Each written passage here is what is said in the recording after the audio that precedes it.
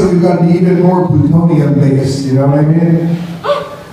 Yeah, thanks, that's what I like to hear. Exactly, great, good job. My name is Socrates, I am an American.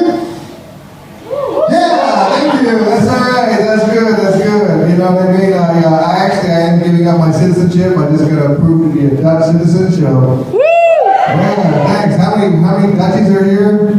There's 2, 3. Oh, the new people are Dutch. Nice. Trying to see who's in the neighborhood. I got that. You're from Delft?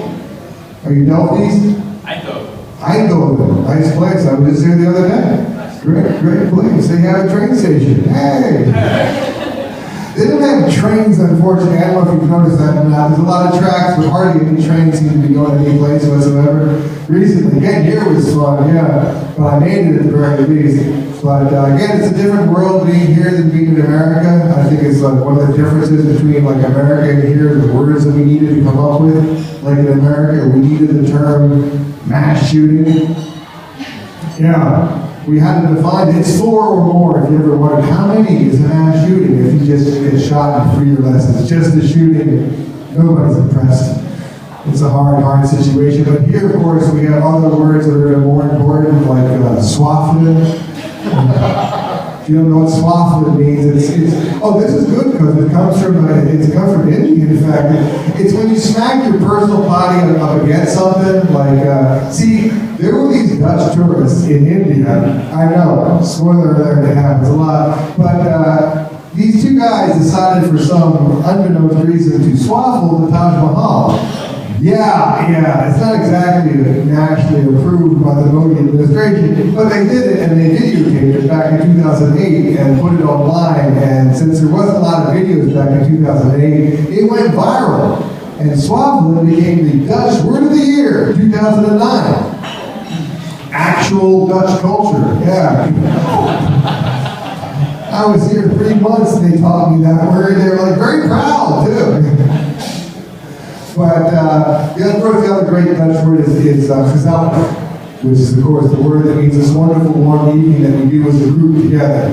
Like when you're in a beer factory and half the audience leaves at the break, the remainder of the audience comes together in a little group and we make this whole damn thing super gezellig. You know what I'm saying?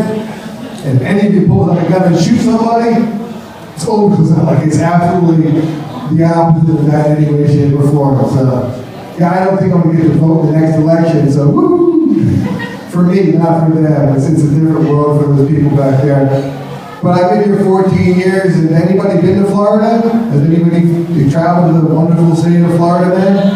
You imagine the Florida weather is better or worse than here. The weather is different, but it's definitely not better.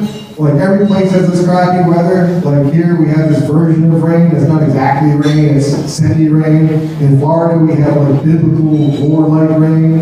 And there's very few people killed by the weather here every year. But in Florida, lots of people get killed by the weather because it's a deadly, deadly place.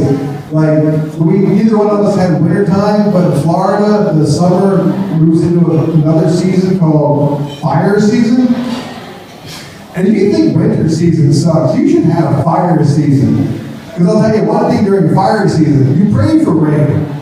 Rain is the one thing you'd love to have. And fire season only ends during hurricane season, which at the very least is exciting. You know what I mean? The Dutch weather, the one word I love for the Dutch rain is the little tiny rain that gets in your face, weezoe, because it makes you so miserable. The sad thing about weezoe, though, is if you are on fire, it won't help. You'll be burning and slightly damp at the same time. It's not really a good thing. But that's the thing, it's a transition. Life is a transition. We start off young and full of hope, and then we grow up to be a middle-aged, realistic person, and then we become a somewhat stunted and, pessimistic old person. And I'm going into that phase now, which is cool, because it's perfect to become Dutch when you're really losing your zest for the world.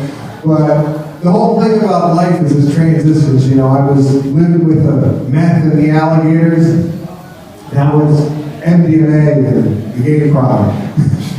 Personally, I like this one a whole lot more because I don't know if you've ever seen a meth up alligator. It's not good, that's all I'm saying.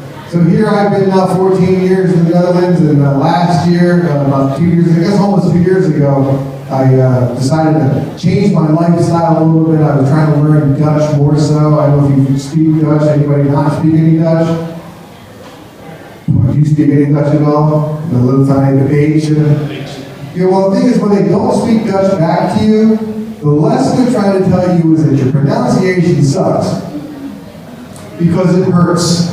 Have you ever heard of Midwesterners speak Dutch? It's this painful, I can't do a Midwestern accent, but it's like, yeah, they shouldn't speak Dutch. Because it hurts when they do it. The whole thing is you have to make shapes with your mouth that you're not used to, like Europeans can't say three, the ones that say tree, trees, because they don't know to be a proper, the way you say it is you have to be an American and stick your tongue out of the road. Three. And it's three. And if you've never done that, you're like, wow, that's how you say it. It's the reality of language. You have to learn how to make the sounds with your mouth, with shape. It's like flop, which is slippery. It's G-L-A-D. It looks like glad, but it's not. It's flop. But if you don't go good with your Italian tongue, you can't say flop. So if you want to be certain, language is an incredibly weird thing, you know what I mean? But that's part of it. I learned this word, aangereden. Do you know what that word means? Did I pronounce it badly? Aangereden? As in, it was aangereden door de scooterkloset. Means I was slammed into by an asshole on a scooter. Yeah, sometimes learning a language can really, really hurt. And that was a really painful lesson for me because I didn't need to know that word. But I had to find out I actually said it, but I said I had to ask a friend of mine. So what would you describe that in Dutch? He said, aangereden. Now I'll never forget it, because I was going to go to a sauna one day, and I came around the corner, and there was this car on the bike path, and also a scooter on the bike path, and it's called a feet pad. But it's a feet pad not for your feet, but for your bike. And I tried to explain this to what they were doing wrong, but I didn't have time, so all I could say was, ah! And then I went flying through the air, much like a bird. But I landed much like an octopus who just got the light. And broke half my arms, and basically spent the next year and a half doing a tour of the Dutch hospitals, the houses of paracetamol.